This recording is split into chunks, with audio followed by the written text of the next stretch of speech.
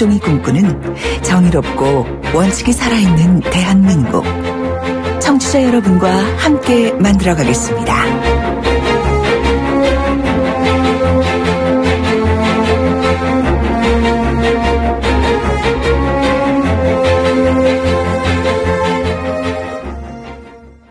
소통은 편해지는데 왜 사람들은 더 외로워지는 걸까요? 마음이 통하는 세상을 꿈꿔온 조아름 씨. 그 꿈이 손편지 사업으로 이어졌습니다. 진심은 언제나 통한다고 믿어요. 아름 씨의 꿈이 세상에 없던 길을 만듭니다. 기프트카가 그 길에 함께하겠습니다.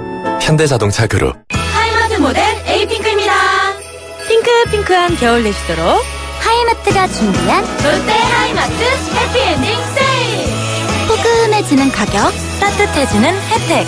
12월 1일부터 25일까지 자세한 사항은 매장에 문의하세요. 하이마트로 가요. 비즈니스는 시간이 생명, 거래처도 미래비전도 빨라야 한다. 사옥은 곧 내 얼굴, 스케일도 스타일도 남달라야 한다. 삼성동 개발비전 약 4km, 성수 초대형 스케일 지식산업센터. 강남도 기다렸다. 성수 W센터 대시양 플렉스. 12월 예정 02-2039-0641 태영건설 SKD&D. 학연? 없어요. 지연? 없어요. 혈연? 없어요. 하고 싶은 건? 있어요. 그래서 한화생명이 만들었어요. 스타트업의 꿈이 현실이 되는 공간 드림 플러스. 이것이 우리가 금융을 하는 이유. 라이프 플러스 한화생명. 안녕하세요. 이동건, 주윤희입니다. 사랑하는 사람을 위해 더 빠르게 말리부의 2.0 터보 엔진. 사랑하는 사람을 위해 더 안전하게 360도 예방 안전 시스템. 사랑하는 사람을 위해 달린다. 2018 말리부. Chevrolet, find new roads. 깨끗하고 정직하게 투명하고 순수하게 올림픽 정신을 평창수에 담았다. 평창에서 태어나 세계인과 마실 물이기에 강원 평창수. 물의 원칙을 지키다. 돌려보고 비틀어보는 오늘의 이슈. 이종훈의 뉴스 측면 승부. 오늘 핫이슈 한 가지 돌려보고 비틀어보겠습니다. 시사계 측면 승부사 이종훈 박사 오셨습니다. 안녕하십니까? 네, 안녕하세요. 오늘 뭘 한번 비틀어볼까요? 지문 채취 거부. 뭐 누가 제지였습니까? 홍준표 자유한국당 대표가요. 예. 일본 다녀오셨잖아요. 그렇죠. 예. 그런데 일본에 입국하면서 네. 지문 채취 난 하지 않겠다. 이렇게 해서 그걸 받아들여졌다고 오늘 이제 공개를 한 건데요. 이게 사실은 이제 이 지문 채취 관련해서 예. 이 미국이 처음 이제 도입하지 않았습니까? 그렇죠. 9.11 테러 이후에 예. 2004년부터 예. 이제 외국인들은 이제 지문 채취하고 등록하고 뭐 이걸 이제 의무화를 했는데 그 이후에 이제 이게 점점 다른 나라로 좀 확대가 됐습니다. 프랑스, 영국, 캐나다 이런 나라도 도입을 했고 우리도 이제 실은 2011년부터 외국인 지문 등록제도 이렇게 도입을 해서 운영을 하고 있는데요. 일본 경우는 이제 2007년 11월부터 이제 도입을 했습니다.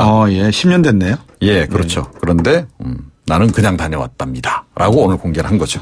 제가 알기로는 웬만한 그 지도자급들은 대부분 지문 채취 없이 통과하시는 걸로 알고 있는데요. 네, 그렇습니다. 자랑하셨습니까? 그러니까요. 여기서 이제 왜 그 공개를 했을까? 예. 그 이제 이후에도 이제 관심이 좀 모아지고 있는데 뭐 지금 이제 홍 대표 측 설명은 일본 방문에 앞서서 이 지문 채취에 응하지 않겠다라는 의사를 일본 측에 먼저 전달을 했고 그러니까 일본 측이 좋다 뭐 이래서 받아들여져 가지고 이제 그렇게 다녀왔다라는 건데요. 이게 이제 설명은 이렇게 하고 있습니다. 일본이 예우 차원에서 그렇게 그 뜻을 이제 수용을 한 거다라고 이제 오늘 장제원 대변인이 이제 설명을 했습니다. 그런데 이걸 뭐 굳이 이렇게 공개할 이유가 있었느냐? 이건 역시 문재인 대통령을 의식한 거다. 그러니까 문재인 대통령은 중국 가서 홀대받고 있는데 나는 이렇게 일본 정부 대우받아가면서 다녀왔다. 여기 자랑 삼아 이제 공개한 것으로 보이는데요. 그런데 이게 좀 듣기에 따라서는 저는 약간 이 귀에 거슬리더라고요. 어떤 부분이 거슬리냐 하면 그러니까 일반 국민들은 일본 갈 때 이게 다 지문 채취해야 되잖아요. 자, 그런데 어떻게 보면 이제 특권 내지 특혜를 받으신 거나 다름이 없잖아요.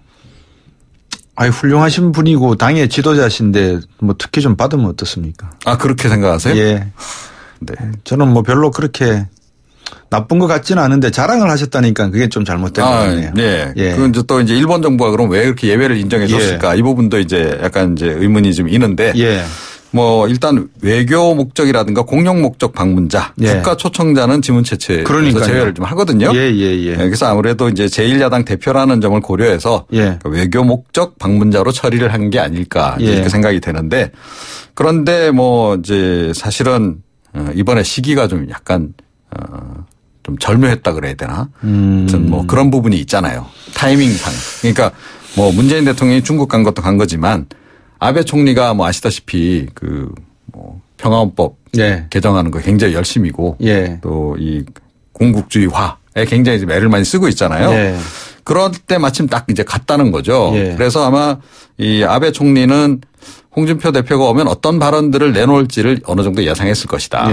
그래서 본인에게는 유리하다라고 판단을 내리고 이렇게 예외를 인정해 주면서까지 불러들인 게 아닐까.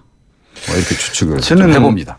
만약에 홍 대표께서 일본을 가지 않고 그냥 국내에 남아 계시면서 중국에 가서 지금 고생하고 계시는 문재인 대통령 일행들에게 그렇게 대우를 제대로 못 받고 계시면 한미일 동맹을 가입하면서 중국에게 우리가 견제구를 한번 날리는 것도 어떻습니까? 라고 차라리 그런 식으로 돌려서 치는 게 더 멋있어 보이지 않습니까? 네. 저도 그 부분이 좀 안타까워요. 그러니까 왜 굳이 일본을 그렇게 무슨 맞불 붙이듯이 이렇게 갔을까. 그런 데다가 지금 또 발언도 지금 논란이 되고 뭐라고 있잖아요. 하셨어요? 그러니까 이번 또 사고, 설화를 또 일으키셨나요? 좀 실수하실 뻔했습니다. 근데 뭐 워낙 이제 이 막말 파동이 워낙 많아서 홍 대표 주변에는 그런데 어제 이제 일본에서 아베 신조 총리하고 이제 회동을 한 다음에 기자들하고 만나서 한 얘기가 좀 논란이 되고 있습니다. 그러니까 오늘이 문재인 정부가 시진핑 중국 국가주석에게 아련하러 가는 날이다. 알현? 이런 표현을 이제 쓴 겁니다. 이렇게 되니까 지금 뭐 더불어민주당 쪽에서도 막 비판론이 나오고 있고 그러니까 보수 뭐 언론 쪽에서도 이건 조금 심한 거 아닌가 그런 지적도 좀 나오고 있는 상황입니다. 참 이거는 알련이란 단어가 어떤 뜻에서 한 말씀인지는 알겠는데 이렇게 말을 해버리시면 그게 굳어버리지 않습니까? 진짜. 그러니까요. 참. 더군다나 이제 제1야당 대표시잖아요. 그러니까요. 공적인 자리에 있으신 분이. 당신께서는 아베 총리 만나서 뭐 어떤 말씀을 하셨습니까? 뭐 평상시에 한미일 뭐 핵동맹 얘기를 자주 하잖아요. 한미일 자유주의 핵동맹. 뭐 아시다시피 전술핵 재배치해야 된다 그래서 미국 가서도 굉장히 또 말씀 많이 하고 오시고. 그랬는데 이런 주장을 이제 역시 이제 아베 총리 만나서도 이제 얘기를 했습니다. 이거 사실은 이제 한미일 군사동맹 하자는 얘기나 다름없잖아요. 그렇죠. 그러니까 아베 총리가 굉장히 바라는 바잖아요. 이게 군사대국화와 관련해서. 게다가 이 사실은 더 이게 좀 문제가 있는 발언이 이 발언입니다. 한일 공동 군사훈련을 일본 상공에서라도 하고 싶다. 이거 무슨 의미인지 알고 하셨는지 잘 모르겠어요. 그러니까요. 이거 굉장히 사실은 위험한 발언이잖아요. 그러니까 우리가 무슨 일본 군사대국화를 마치 바라는 듯이. 이건 결국 이제 아베 총리 입장에서는 굉장히 환영할 만한 발언이잖아요.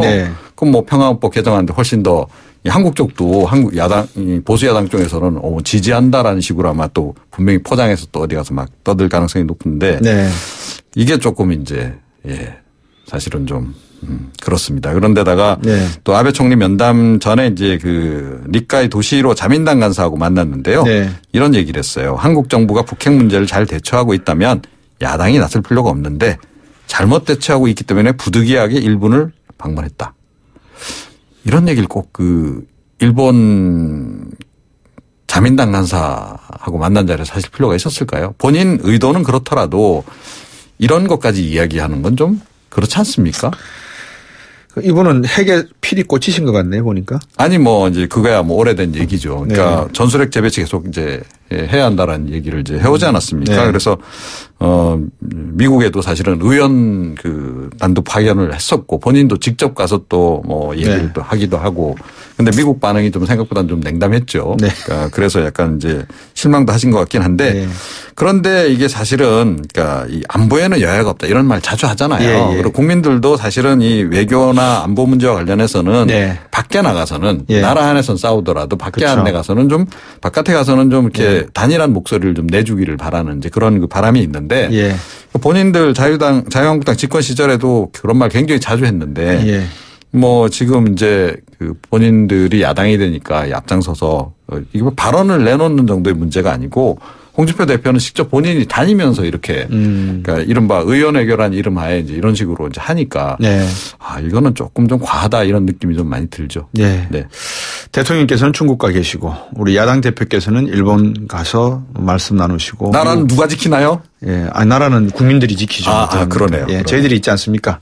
예. 영광된 조국 앞에. 예. 오늘 말씀 잘 들었습니다. 고맙습니다. 네. 시사평론가 이종원 박사였습니다. 청취자가 묻고 박 박사가 전한다. 방송을 들으시면서 궁금하신 사항은 문자 메시지로 보내주세요.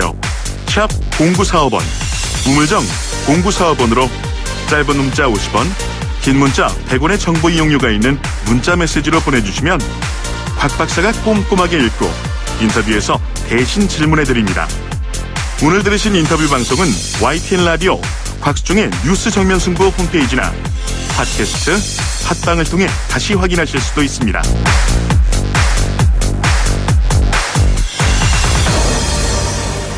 네, 오병우 전 민정수석 세 번째 영장 청구는 피해가지 못한 것 같습니다. 직권 남용 권리 행사 방해 혐의인데요. 이 서울구치소에 바로 수감됐죠. 검찰 입장에서는 큰 삶을 넘은 삶이다 이렇게 평가되는 것 같습니다. 검찰 출신이시죠? 김광삼 변호사와 말씀 나눠보겠습니다. 안녕하십니까? 네, 안녕하세요. 예. 앞으로 어떻게 이 수사가 마무리되고 전개될 걸로 보십니까? 일단 이제 국정농단 사건이 이제 수사되고 재판이 계속 진행되지 않습니까? 예. 그런데 사실 박근혜 전 대통령의 국정농단과 관련된 고유지, 박근혜 전 대통령 정부직에 못말 담았다랄지 최측근에 다 구속이 됐는데 우병우 전 수석만 이제 구속을 계속 피해왔죠. 그렇죠. 근데 결국 국정과 관련된 수사를 하면서 우병우 전 수석의 새로운 혐의 사실을 발견을 했고 네. 결국 검찰에 엄청난 공을 들이고 조사를 많이 하고 증거를 확보를 해서 네. 결국 두 번 영장이 기각됐지만 세 번째는 이제 검찰에서 의도한 대로 영장이 발부가 됐습니다. 예. 그래서 이제 국정농단의 수사는 이제 어느 정도 좀 마무리가 되고요. 네. 근데 그 연장선상인 것이 적폐 수사 아니겠습니까? 예. 그래서 적폐 수사와 관련돼 있어서는 이제 최근에 영장이 좀 기각이 좀 되고 적부심은 이제 김관진 전 국방장관이나 임관민 전 정책실장 예. 또 김태효 전 전략기획 비서관들이 영장이 기각됐잖아요. 예. 그러면서 잠깐 수사 동력을 좀 잃어가는 게 아니냐 그랬는데 결국 우병우 전 수석이 구속이라는 이제 쾌거를 검찰에서 이뤘기 때문에 사기도 진작되고요. 예. 더욱 적폐 청산 수사에 박차를 가할 것으로 보입니다. 예. 예상하셨습니까? 구속? 1차나 2차에 비해서는요. 3차는 영장 발부 가능성이 굉장히 많았어요. 네. 그래서 꼭 발부된 것이라고 예상하기는 쉽진 않지만 일단 새로운 범죄 사실이 굉장히 많고 또 거기에 또 관계되는 증거들, 진술들, 물증들 이제 이런 것들이 검찰에서 이번에는 마음을 먹고 했기 때문에 사실 전에 1차나 2차 같은 경우에는 검찰이 정말 확신을 먹고 우병우 전 수석을 과연 수사를 했겠느냐 그런 의구심도 좀 많이 있었지 않습니까? 봐주기다 아니면 부실 수사다 이제 그런 논란이 있었는데 이번은 좀 굉장히 공을 많이 들였기 때문에 영장이 발부된 것으로 보입니다. 예. 이번에 사실 영장이 받아들여진 게 2차 때와는 다르게 국정원의 직원을 통해서 이석수 씨인가요? 그분을 사찰하게 했다는 증거가 나왔기 때문에 더 이상 우병우 전 수석으로서는 핑계나 변명할 여지가 없었기 때문에 구속이 됐다. 이런 판단이 있던데 맞습니까? 일단 범죄 사실은 이제 이석수 특별감찰관에 대한 이제 사찰 말고도요. 민간이랄지 우리은행장, 김진선 전 강원지사 뿐만 아니라 여러 가지가 많이 있어요. 그런데 증거를 제가 볼 때는 1차나 2차 때에서는 확실한 증거를 좀 확보한 것으로 보이고요. 또 영장 발부할 때 1차나 2차 때는 범죄 소명이 좀 잘 안 됐고 다툴 여지가 있다고 그래서 기각을 했거든요. 근데 이번에 영장 발부는 범죄 소명이 됐다. 그리고 특히 이석수 특별감찰관 범죄 사실과 관련해서는 증거인멸 염려가 있다 이렇게 하면서 영장을 발부했거든요. 그러니까 그 증거인멸 염려라는 것이 우병우 전 수석이 이제 계속적으로 이 건에 대해서 수사를 받으면서 예. 주요 피의자들과 이제 통화를 하고 예. 그러면서 자신의 이제 범죄를 감추고 말맞추기 하려는 그런 정황에 대해서 이제 검찰에 이제 증거를 제출한 거죠. 예. 그러다 보니까 범죄 소명도 됐고 더군다나 증거인멸을 하려고 했기 때문에 구속의 필요성이 있다 이렇게 법원에서는 판단한 겁니다. 우병우 전 수석은 정말 최순실을 몰랐을까요? 그건 뭐 아니, 정말 몰랐다고 생각 그래요. 예. 정말 몰랐다고 생각하는 사람이 있겠습니까? 예. 그런데 이제 우병우 전 수석은 이제 최순실 씨 같은 경우에는 이런 평을 또 하는 것을 좀 저도 귀담아 들리더라고요. 최순실 씨는 이제 법을 이렇게 잘하는 사람은 아니잖아요. 그렇죠. 그러니까 여러 가지 박근혜 전 대통령과 관계에서도 증거를 남기고 자기가 하고 싶은 대로 다 이렇게 휘젓고 다니는 거예요. 그러다 보니까 모든 증거가 좀 흩어져 있는 편이고 우병우 전 수석은 이제 법을 잘 알고 머리가 굉장히 좋다는 것이죠. 쉽게 말하면 좀 지능형이다. 이런 평가를 하는 거예요. 그러다 보니까 어떤 최순실 씨와 연결고리를 전혀 만들지 않는 거죠. 그러다 보니까 이제까지 잘 버텨왔지만 결과적으로는 뭐 국정과 관련된 것들에 있어서는 연결고리가 드러났고 또 범죄를 저질렀다 이런 것들이 드러났기 때문에 최순실 씨의 어떤 알고 모르고 그것은 뭐 아직은 뭐 정확하게 밝혀진 건 없어요. 없지만 이제 범죄 혐의는 드러났기 때문에 본인이 그 뭐 신동욱 공화당 총재인가요? 뭐 그분이 뭐 SNS에 올린 걸 보면 뭐 까불다가 뭐 떨어졌다 원숭이도 뭐 그런 식의 표현을 썼더라고요. 그런데 이제 뭐 아무리 자기가 완벽하게 했다 하더라도 결국은 뭐 뒷꼬리가 길면 잡힌다고 그런 부분이 잡혔다고 볼 수 있을 것 같아요. 근데 그 직권남용죄 형량이 유죄 받아도 5년 이하지 않습니까? 이게 너무 집행유예 받을 가능성도 있다는 이야기들이 있어요. 지금 우병우 전 수석과 관련된 범죄 혐의가 대부분 직권남용이에요. 직권남용이고 영장 기각될 때도 직권남용에서 직무의 범위를 어떻게 볼 것이냐 항상 다툼이 됐거든요. 그렇지만 형이 5년 이하 징역이다 하더라도요. 범죄 소식이 여러 개지 않습니까? 그러면 5년의 경합범 가중을 하면 7년 6개월이 되는 겁니다. 그리고 이게 헌법을 유린한다랄지 인간의 기본적인 인권을 침해했다. 이제 그런 거에 대해서 굉장히 죄질이 불량하게 보면 제가 볼 때는 범죄 혐의에 대해서 유죄 판결을 하는 데 있어서 아마 집행유예 선고는 나오지 않을 것으로 보여요. 단지 실형이 나올 때인데 유죄가 선고된 걸 전제로 하는 얘기입니다. 실형이 나올 것인데 형량이 어느 정도의 문제지 유죄를 선고하면서 집행유예 선고는 하지 않을 것으로 보여요. 뭐 저들이 그런 이야기를 한다는 건 좀 애단에 비춰질 수가 있으니까요. 그냥 궁금해서 여쭤본 걸 정도로 말씀을 여쭤보는 걸로 하고. 근데 제가 개인적으로 또 청취자분들 중에서 직무범위 방금 말씀하셨지 않습니까? 그죠? 대통령이 업무를 보고 또 수석이 업무를 볼 때 자기 업무와 관련된 그 범위를 어떻게 이게 규정을 해야 될지가 앞으로 상당히 좀 민감해질 내용들이 있겠습니다. 사실 직권남용죄가요. 국정농단 사건 이전에는 그렇게 적용이 많이 안 됐어요. 그리고 적용이 돼서 기소해도 무죄가 많이 나왔거든요. 그런데 이제 그 무죄 나온 이유 중에 하나가 직권에서 이제 직무의 범위에 속해야 하거든요. 그럼 우병우 전 수석 같은 경우는 직무가 민정수석이기 때문에 이제 감찰 업무는 당연히 포함되어 있는 거 아니겠습니까? 그렇겠죠. 근데 그 감찰이 어떤 정당한 어떤 업무를 집행하기 위한 감찰이었느냐? 아니면 본인이 사적인 사찰이었느냐, 이제 그게 문제가 되는 거죠. 대통령이 시켜서 한 거라면요. 대통령이 시켜서 한 거다 할지라도, 그게 사찰이고 정당한 직무 범위에 포함이 안 된다고 한다면, 당연히 그걸 거부하는 게 맞죠. 그걸 자기는 어쩔 수 없이 했다고 변소를 한다 하더라도, 일단 실행을 하게 되면 이제 범죄가 되는 겁니다. 그렇군요. 그렇기 때문에, 향후에 있어서는 그전과 달리 직무에 관해서 엄격히 해석이 안 되고 좀 완화되게 해석할 가능성이 크다고 보고요. 또 그게 바람직하다고 봐요.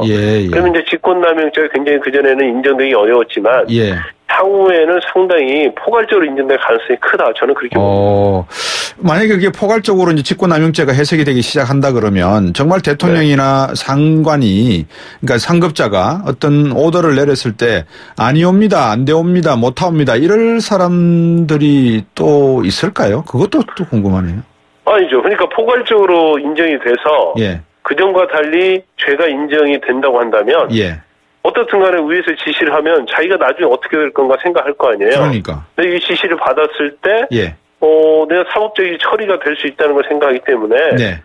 이것은 이러이러한 범위 내에서 잘못하면 직권남용이 될 수가 있습니다. 예. 그래서 해서는 안 될 것을 보입니다. 이렇게 예. 오히려 예. 상급자한테 직언을 하고 안을 수도 있는 그런 좋은 상황이 될 수 있는 거죠. 국민의 입장에서 보면. 우리 공무원 조직에서 그게 단순간에 통할 거라고 생각하는 건 너무 낙관적인 견해 아니겠습니까? 그렇죠. 그러니까 단번에 통하진 않지만 그래도 어떤 그런 경계심을 주고 적어도 한 번은 차단할 수 있는 그렇죠.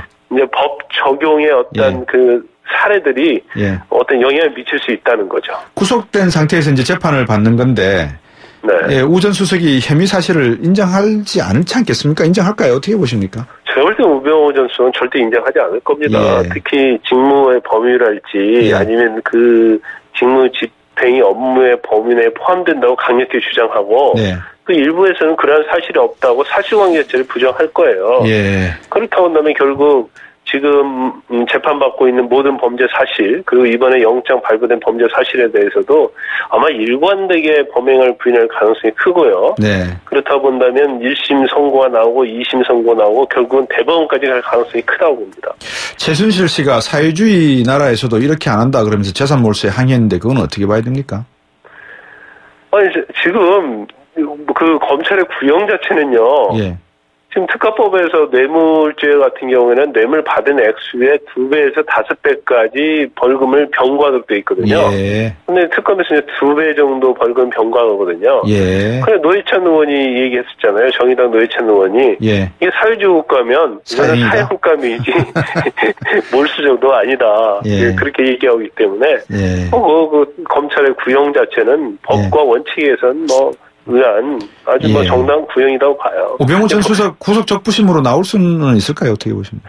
저는 그렇지 않다고 봐요. 왜냐하면 김관진 전 국방장관이나 임관빈 전 정책실장하고는 좀 산이 좀 다르고요. 그다음에 내용 자체도 훨씬 더 질이 안 좋거든요. 그래서 사정 변경이 또 없기 때문에 적부심을 석방될 가능성은 저는 거의 없다 이렇게 봅니다.